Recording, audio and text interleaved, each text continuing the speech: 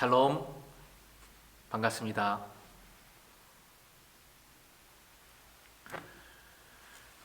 오늘은 성금요일입니다. 성금요일을 이어서 본당 십자가가 보이는 곳에서 또 이렇게 여러분을 만나 뵙니다. 오늘 허락하신 본문 말씀은 마태복음 27장 45절부터 56절까지의 말씀입니다. 읽어드립니다. 제6시로부터 온 땅에 어둠이 임하여 제9시까지 계속되더니 제9시쯤에 예수께서 크게 소리질러 이르시되 엘리 엘리 라마 사막다니 하시니 이는 곧 나의 하나님 어찌하여 나를 버리셨나이까 하는 뜻이라. 거기 섰던 자 중 어떤 이들이 듣고 이르되 이 사람이 엘리야를 부른다 하고 그 중에 한 사람이 곧 달려가서 해면을 가져다가 신 포도주에 적시어 갈대에 꿰어 마시게 하거늘 그 남은 사람들이 이르되 가만두라 엘리야가 와서 그를 구원하나 보자 하더라. 예수께서 다시 크게 소리 지르시고 영원히 떠나시니라. 이에 성소 휘장이 위로부터 아래까지 찢어져 둘이 되고 땅이 진동하며 바위가 터지고 무덤들이 열리며 자던 성도의 몸이 많이 일어나되 예수의 부활 후에 그들이 무덤에서 나와서 거룩한 성에 들어가 많은 사람에게 보이니라. 백부장과 및 함께 예수를 지키던 자들이 지진과 그 일어난 일들을 보고 심히 두려워하여 이르되 이는 진실로 하나님의 아들이었도다 하더라. 예수를 섬기며 갈릴리에서부터 따라온 많은 여자가 거기 있어 멀리서 바라보고 있으니 그 중에는 막달라 마리아와 또 야고보와 요셉의 어머니 마리아와 또 세베대의 아들들의 어머니도 있더라. 아멘.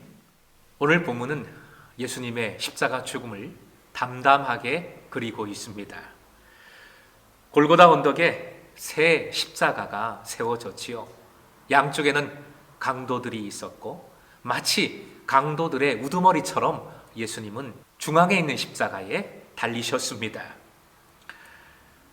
제자들에게도 배신을 당했고 아버지 하나님은 십자가 위에서 고통받는 내내 잠잠히 계시기만 하셨습니다. 결국 주님은 깜깜한 어둠 속에서 나의 하나님 어찌하여 나를 버리셨나이까 외치셨습니다. 이런 예수님을 사람들은 전혀 이해하지 못했지요. 엘리야를 부르나 보다, 엘리야가 구원하나 보라, 이런 이해하지 못하는 그런 반응만 보였습니다. 보통 십자가형의 경우 숨이 끊어지기까지는 3일 정도 걸린다고 합니다. 그런데 예수님은 몸과 마음이 얼마나 약하셨던지 6시간 만에 완전히 별세하셨어요. 당시 십자가는 공포와 두려움의 대상이었습니다. 비참하고 허망한 죽음입니다. 어느 누구도 자신의 삶의 결말을 이렇게 끝맺고 싶지는 않을 그런 비참한 허망한 죽음인 것입니다.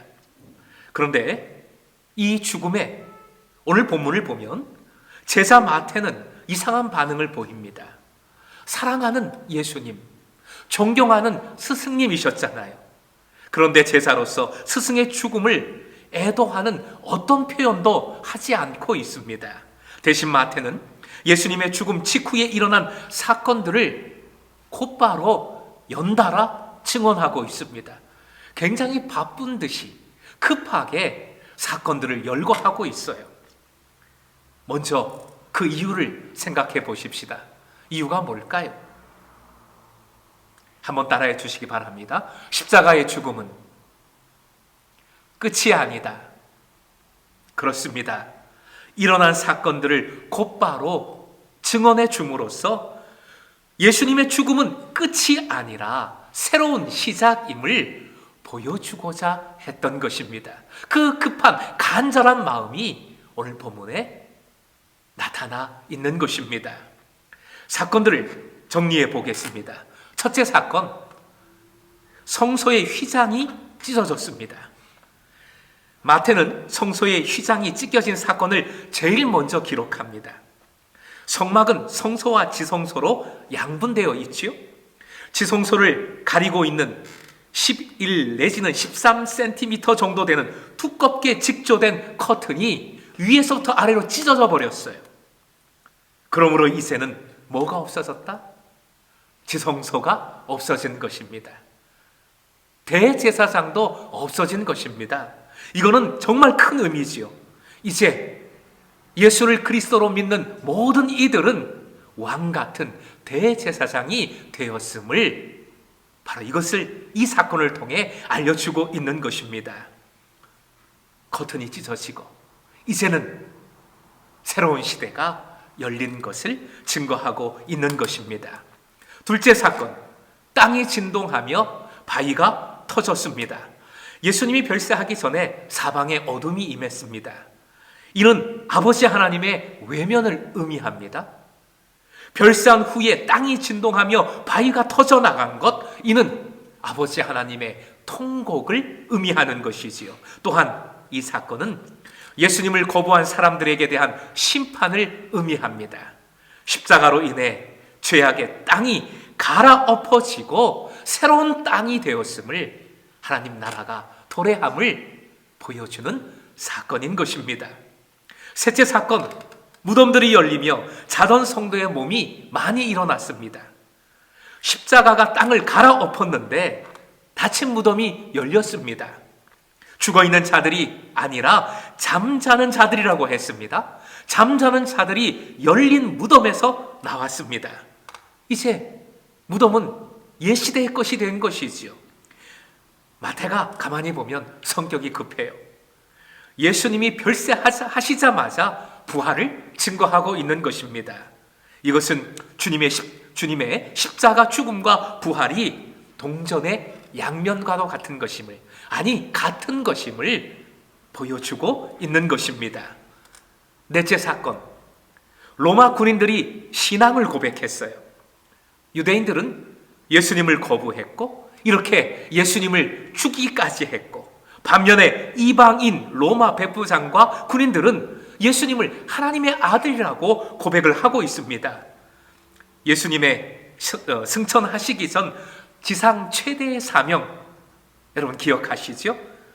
본문 다음 장에 이어지는 마태복음 28장 18절부터 20절의 말씀입니다. 읽어드릴게요. 18절, 예수께서 나와 말씀하여 이르시되 하늘과 땅의 모든 권세를 내게 주셨으니 그러므로 너희는 가서 모든 민족을 제자로 삼아 아버지와 아들과 성령의 이름으로 세례를 베풀고 내가 너희에게 분부한 모든 것을 가르쳐 지키게 하라. 볼지어다 내가 세상 끝날까지 너희와 항상 함께 있으리라 하시니라. 이 긴 문장에 동사가 딱 하나 있는데 뭐라고 말씀드렸습니까? 제자 삼으라. 제자 삼으라. 가서 제자 삼으라 하신 말씀이 핵심 말씀입니다. 이제는 원수 같은 로마를 비롯한 모든 민족이, 모든 이방 나라의 사람들이 그리스도의 제자가 됨을 보여주고 있는 것입니다. 마지막 다섯째 사건, 갈릴리에서부터 따라온 여인들이 주님을 바라봅니다. 여인들 참 대단하지요. 주님을 끝까지 따라왔습니다. 주님을 끝까지 바라보고 있습니다. 이 믿음으로 인해서 이 여인들은 곧바로 이어지는 말씀을 보면 부활의 목격자 그리고 부활의 증거자가 되지요. 당시 하찮게 여겨졌던 여인들을 마태가 이렇게 그 이름까지 열거하면서 강조하고 있는 이유입니다. 이 여인들의 모습에는 주님에 대한 지극한 사랑이 담겨 있습니다. 주님에 대한 지극한 사랑. 코로나 속에 맞이한 성금요일입니다. 올해의 성금요일, 우리의 마음을 살펴보십시다.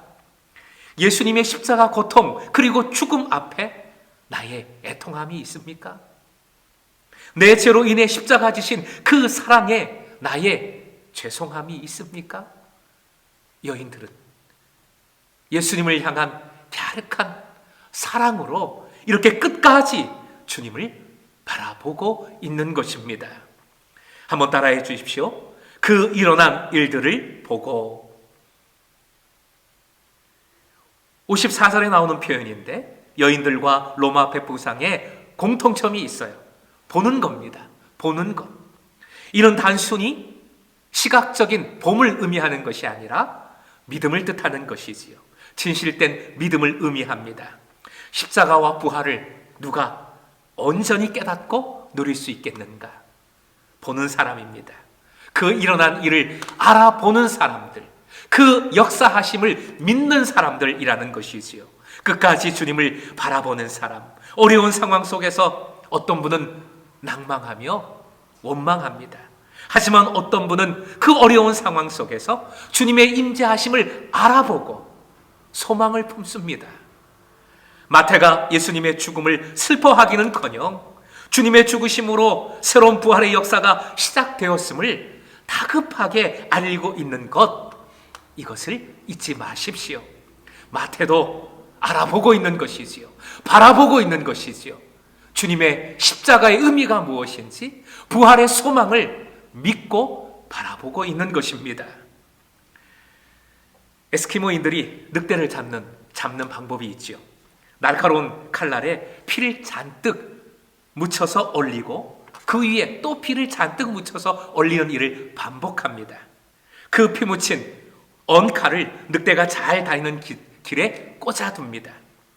칼을 발견한 늑대가 피를 계속 핥아먹게 되는데, 그러다 보면 혀가 얼어서 감각을 잃어요. 계속 핥다 보면 자기도 모르게 칼날에 혀를 베게 되고 자신의 피를 먹다가 결국 쓰러져 죽게 되는 것입니다. 피는 죽음입니다.